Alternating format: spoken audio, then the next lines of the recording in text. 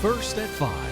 From the University of Florida's College of Journalism and Communications, you're watching WUFT News.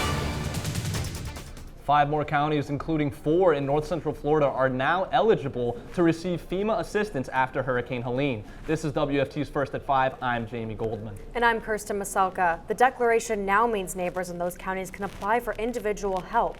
Homeowners and renters in Sewanee, Gilchrist, Columbia, and Hamilton counties can now be helped with serious needs, from temporary housing to basic home repair costs. FEMA has several ways you can apply for help, either through the FEMA mobile app, their website disasterassistance.gov, or by calling the 800 number on your screen. Leaders in Alachua County are still working to be put under a disaster declaration by FEMA. They launched a new resource to determine the unmet needs of neighbors after Hurricane Helene moved through last week. The Unmet Needs Form is now available. Leaders say it will help to assess the impact to the community and get a clear picture of what's impacting the community. Neighbors can submit a report of any significant unmet need that you or someone you know may have as a direct result of the storm. County Emergency Management Director Jen Grice says submitting the reports helps make a case for the county's need for a disaster declaration. We've really been pushing here in Alachua County for residents to submit their damages so that we have as many numbers as possible to tell the state and FEMA to meet that threshold to get that assistance turned on. A disaster declaration opens up more state and federal funding for recovery. We've put the link to the unmet need on our website at WFT.org. Here we have a live look at sunny skies in Levy County, where Hurricane Helene's heavy rainfall and cloudy skies were raging just a week ago.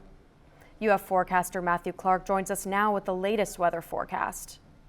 We're still tracking this area over the western Gulf of Mexico that is still at a 40% chance to develop over the next 7 days. The area that they're looking at is over here in the Bay of Campeche that has a lot of convective thunderstorms starting to flare up. Gulf is still very warm. However, a lot of the models don't necessarily have it developing into a named system or an organized system, likely a rainmaker as we head into parts of this week and into later on to our weekend. Now bringing it back home to our area, very nice sunny skies out right now, 87 degrees. Pretty nice Wednesday evening, actually. No rain on our storm tracker. A couple scattered showers down south of the villages near Orlando. As we head into those overnight hours, though, those temperatures are going to drop into the low 70s, shaping up to be a nice Wednesday night. Just a week after Hurricane Helene devastated Florida's west coast, residents across the state are rebuilding. And in Cedar Key, recovery efforts are in full force. WUFT's Roches returned to Cedar Key after visiting before the storm to see how the community is responding. 7 days ago, I stood here in Cedar Key in the calm before the storm. Now, I stand here in the chaos after the storm. The Salinity Hotel is one of many buildings that were destroyed after Hurricane Helene. Platterodi Industries co-owner Charles Platterodi and his crew, and it blew out the whole entire front wall of the building, work daily to rebuild the Salinity Hotel. His routine. I get up, I go get my coffee, I get my crew down here, tell them what they need to do, get the job done. What's missing? His business partner and only son, Charles Jr. On September 18th, the night before the Cedar Key fires, Jr. and his mother had a car accident that left Jr. in a coma. And I raced to Ocala Regional HCA. I got there just in time and with enough time to whisper in his ear, "Please fight, son, please fight." Before the accident and Helene's wrath, Jr. also worked on the Salinity Hotel. It's like the stairs that are behind me. Jr. built those and they stayed. They moved maybe a half an inch and that's it. Concrete construction worker David Anthony Sipf works on Salinity too. His son was born the morning after Junior's accident. Being a dad, you know, you never want to see nothing like that. I asked Charles what he'll say to Junior when he wakes up. I love you. I love you and I'm glad to see you.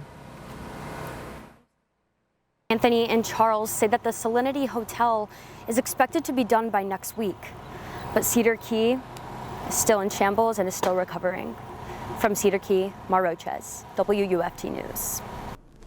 Cedar Key experienced a devastating storm surge after Hurricane Helene, but this isn't the first time a hurricane has flooded the town. WFT reporter Nicole Borman is looking into what the residents are doing this time to rebuild. Hurricane Helene made landfall in Cedar Key less than a week ago, leaving the streets unrecognizable. Even though the foundation of many people's homes have been crumbled, the foundation of this community is still standing strong. 13 months after Hurricane Idalia, Cedar Key hit again, this time even harder. Many local businesses noted by a Sharpie the point flood levels reached during Idalia.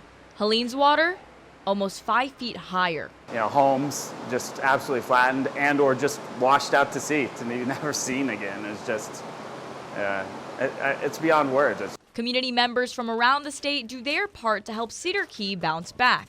A Florida health bus from Marion County assists with injuries to provide shade from the Florida sun. Specifically in a time like this, we have a lot of nutrition, hydration, different mosquito repellents and sunscreens and anything that you might need to kind of alleviate your stress right now. Down the street, people move supplies into the arms of those who need it most.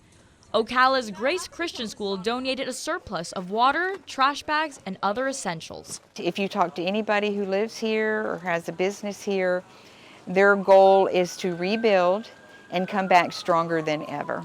And that's just the Cedar Key way.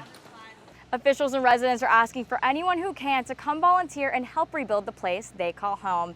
In Cedar Key, Nicole Borman, WUFT News. The Columbia County Sheriff's Office says volunteer groups will have crews ready to help with storm cleanup from Friday to Saturday and restarting Friday, October 11th. Volunteer crews will clear roadways and assist in helping with individual property damage. To get on the list for services, you must contact a representative at the cleanup hotline, and that number can be found on the Columbia County Sheriff's Office Facebook page. Florida Governor Ron DeSantis announced that Florida is deploying recovery assistance to North Carolina and Tennessee to help with Hurricane Helene's impact. Under the name Operation Blue Ridge, Florida's Special Operations Group performed search and rescue missions in remote areas of North Carolina. The teams also worked with air assets to provide necessary supplies to isolated communities. The Florida Governor's office stated that Florida is ready to continue assisting our neighbors as they begin to recover from Hurricane Helene's effects. The Biden-Harris administration is planning visits to areas impacted by Hurricane Helene. President Biden was in the Carolinas today to take a tour of areas hit hard by the storm, and he is expected to travel to Florida and Georgia Thursday. The visits come as the president announced the immediate deployment of 1,000 active duty troops to help with recovery efforts earlier today. You can stay up to date on the latest recovery efforts from Hurricane Helene across North Central Florida on WUFT.org. We'll have information about debris removal, weather forecasts, and community recovery. The city of Gainesville is dedicating a crosswalk to a young boy who was killed while crossing the street in 2021. City leaders gathered at East University Avenue this morning to unveil new crosswalk signs in memory of 4-year-old Dylan Roberts. The city dual named Northeast 26th Terrace as Dylan Roberts Road back in 2023. Dylan's mother, Megan Durant, now fights for increased pedestrian safety and advocated for the pedestrian-activated signal that sits near the site of the accident. An Ocala man is dead after he was struck by a car late Tuesday night. Ocala PD says they responded to a vehicle hitting a pedestrian just after 11 p.m. Tuesday. When police arrived, they say they found a 60-year-old man deceased. Officers also shared that a single driver was traveling north on Southwest 27th Avenue when they struck the pedestrian in the roadway. Ocala PD's traffic homicide investigator is currently investigating the crash. And the Marion County Sheriff's Office is looking to teach teens about safe driving. The Teen Driver Challenge is a free safety course for young drivers aged 15 to 19 with a learner's permit or driver's license and at least 6 months of driving experience. The course will be offered on October 26th and November 2nd, and you can apply on the MCSO website. According to MCSO, driving is the leading cause of death among teenagers. We're about 1 month away from the 2024 presidential election. When we return, we'll take a look at voter registration as the deadline to register in Florida quickly approaches. Plus, a familiar face is headed back to Gainesville. Stick around with First at 5 to hear about Shaquille O'Neal's local connection and his return to the city for this year's A Very GNV holiday parade. You're watching WUFT-TV News. With just 5 weeks left until the general election, time is running out to get registered to vote. Florida voters have until October 7th to make sure their voices are heard at the ballot box next month. WFT's Eva Garcia is live at the Alachua County Supervisor of Elections office. Eva, election leaders are pushing for as many people as possible to register to vote before time runs out. Election leaders are pushing for as many people to register to vote as possible before time runs out.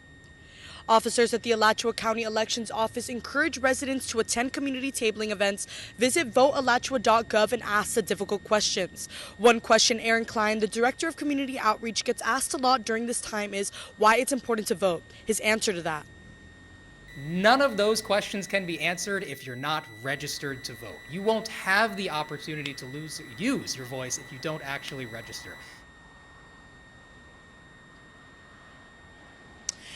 The Alachua County Supervisor of Elections office is located at the Josiah T. Walls building on Main Street. Gainesville residents are encouraged to come to the third floor and get answers to any questions they may have. First-time voters can register and residents can renew right here in this building. Live from Josiah Walls building, I'm Eva Garcia, WUFT News. NBA Hall of Famer Shaquille O'Neal will serve as the Grand Marshal of this year's Gainesville Holiday Parade. The retired basketball star is now a media personality and entrepreneur. His daughter attends the University of Florida and is a member of the women's basketball team. But that's not his only connection to Gainesville. You may remember back in 2016 when Shaq and officers with the Gainesville Police Department went viral. GPD was called out to a noise complaint that turned out to be children playing basketball. The responding officers decided to play alongside them rather than reprimand them. Shaq learned of the good deed and surprised the kids by showing up with the same officers for another game. He also brought gifts for the children. The holiday parade is scheduled for Saturday, December 7th. A program in Gainesville is teaching kids motor and people skills with farm animals. Morningside Nature Center's Barnyard Buddies program happens every Wednesday. Families are invited to help feed farm animals their lunch from 3 to 4 p.m. The program is back in full swing after shutting down for last week's hurricane, and it's been a staple of the Nature Center for decades. Morningside's Director of Recreation, Charlie Bricky Brickman, says the bond between people and farm animals lasts for generations. We have a lot of people that come out here that remember this place from their childhood, and now they're bringing their children here, or even in some cases their grandchildren here. Morningside Nature Center also hosts its Living History program every Saturday. It teaches families what life was like 200 years ago. The area in the western Gulf of Mexico is still 40% chance to develop over the next 7 days. I will have that and more coming up next. You're watching WUFT-TV News. The National Hurricane Center has moved this area of interest further to the west in the western Gulf of Mexico because of all these convective thunderstorms near the Bay of Campeche. This is what they're looking at right now. However, a lot of the models necessarily don't have it becoming a developed storm as we head into this weekend and early next week. I'm going to show you a model here of the American model. A lot of that moisture sitting here in the Bay of Campeche as we head into the weekend, and we do have a broad area of low pressure start to form Sunday afternoon, and another even broader area of low pressure forming towards the central Gulf of Mexico on Sunday afternoon as well. That's going to bring some moisture and some rain to our area this weekend and into early parts of next week, and that broad area of low pressure starts to form off again into the south of Miami and to the east, to the west over there, and then it moves out to the East Atlantic. So not necessarily too much of a concern, but we are still watching it, and we're going to continue to watch it as we head into this weekend. Campus cam overhead back in Gainesville, pretty cloudy, pretty clear skies. Sorry about that. Very nice day out right now. 87 degrees here in Gainesville, feeling pretty nice. 89 over in Ocala, 87 in Stark, and 86 in Jacksonville. Temperatures pretty much in the upper 80s right now. Very clear afternoon right now though. A couple showers down south near the villages and near Orlando, but nothing too much on our side of the radar. And most of these showers and storms stay pretty much inland. Ocala could see a passing shower as we head into tonight, but for the most part, going to be a pretty clear and nice night. Actually, it drops off into the lower 70s as we head into our overnight hours tonight. Dew point is a little bit lower right now. As we head into early parts of next week, it's going to expect to rise because of those rain chances. Waking up, we have 70 degrees on our Thursday morning, and rising up into the mid 80s. Those dew points are going to really rise up on Friday, Saturday, and Sunday because of those rain chances. Could see some possible rain. Right now, our weather setup, we have a stationary front over Florida right now, kind of a boundary, bringing up a lot of tropical moisture into our area. That's why we've seen some scattered showers early parts of this week and a lot of that moisture. Still a lot of power outages from Helene, still in the thousands in Cross City and Perry. gone down quite substantially. Almost Ocala and Gainesville pretty much almost back to full power, but a lot of the deep south and South Carolina and North Carolina still reeling from Helene. 7-day outlook, those temperatures are going to start to drop as we head into the weekend because those rain chances are pretty increased. Temperature is going to be in the lower 80s, going to kind of get a nice break from the heat, but those rain chances are going to be something we're going to keep an eye on as we head into the weekend and into early next week. Well, hopefully the weather holds up for the Florida Gators football matchup this weekend. Coming up, we'll find out what the Gators need to do to improve to beat UCF on Saturday.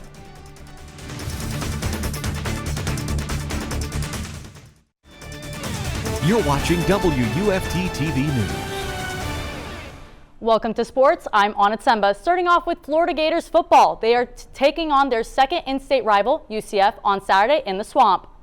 While the Knights came off a disappointing loss to Colorado, 48-21, the Orange and Blue were on a bye week. The Gators have been struggling on defense throughout the entire season.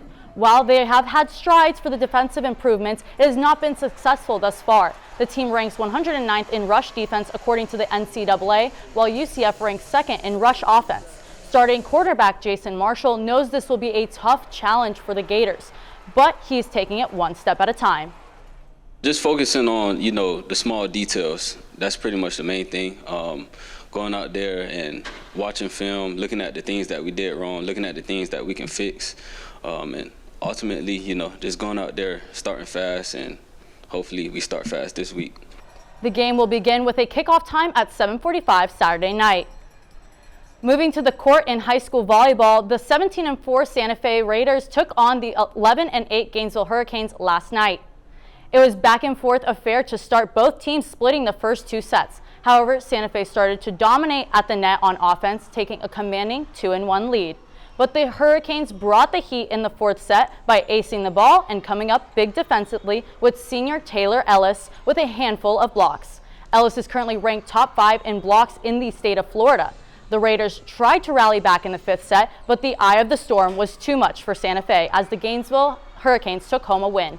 After an impressive performance at home, Gainesville's head coach Jerica Carter-Mitchell is extremely proud of her team.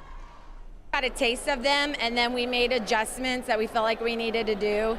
And so our girls, like I said, they execute on that. We had to work really hard, but I'm just really proud of them for, buying in and believing that they could beat them.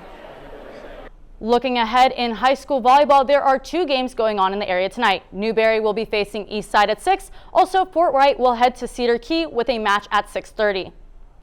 Moving to the pros, the MLB wildcard games are sliding into Game 2 of the series. Games are currently in full swing. At last look, the Tigers led the Astros 5-2 in the 9th inning, with only 1 inning separating them from advancing to the ALDS. Also the Royals and Orioles are underway. Kansas City has a 1-0 lead over Baltimore in the 2nd inning. Later tonight, the Mets take on the Brewers, and on the West Coast, the Padres clash with the Braves. Former Gator Pete Alonso made his postseason debut for the Mets last night. The Brewers pitched around the former Florida great, walking him 3 times. The Mets dropped the Brewers 8-4, with Alonso scoring twice on those free passes. Other former Gators that were on the postseason Mets team are outfielder Harrison Bader and left-handed pitcher Danny Young. Other former Gators in the postseason run are right-handed pitcher Brady Singer and former Royals another right-handed pitcher Alex Faedo for the Detroit Tigers. Tonight in the NHL, the 2 Florida teams go head-to-head in the preseason matchup. Friday will be the official start to the NHL season with the New Jersey Devils playing the Buffalo Sabres. Can't wait for hockey season. As a South Florida kid, can't wait to see the Panthers go back-to-back. Well, as a Tampa native, it'll be interesting to see Lil Bro and the South go back-to-back. Something the Lightning did 2 years ago. All right, man. In this league, it's all about what have you been doing for me lately, and the Panthers just won the Stanley Cup. Speaking of the Lightning, though, let's take one more look at the weather. Yeah, why don't we? Although we'll still have the NHL season pans out. Temperatures are going to remain relatively constant as we head into the weekend. We could see some showers from a low-pressure system developing in the Gulf. 40% chance over the next 7 days, however, going to keep a close look on that. Temperatures going to drop as we head into early next week, though, dropping into the low 80s as our highs and even 76 as a high on Wednesday. Rain chances remain pretty constant as well on our Saturday and Sunday. Thanks for joining us. We'll be back here tomorrow for another edition of First at 5. But your North Central Florida news is always on at WFT.org and all of our social media platforms. Have a good night.